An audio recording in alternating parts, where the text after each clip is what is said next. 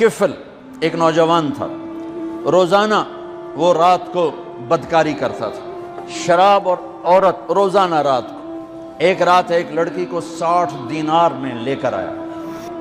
जब कमरे में आया, दरवाज़ा बंद करके देखा तो वो लड़की रो रही थी। किफल ने कहा, क्यों रो रही हो?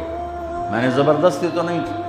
उसने कहा, किफल मैं इज्जतदार हूँ, भूख ने यहाँ तक पहुँचाया। तो किफल रोने लगा, कहने लगा, बहन जिस इज्जत के साथ आई थी उसी इज्जत के साथ चली जाए, मेरे लिए दुआ कर दे, मैं बहुत कमीना इंसान। लड़की चली गई।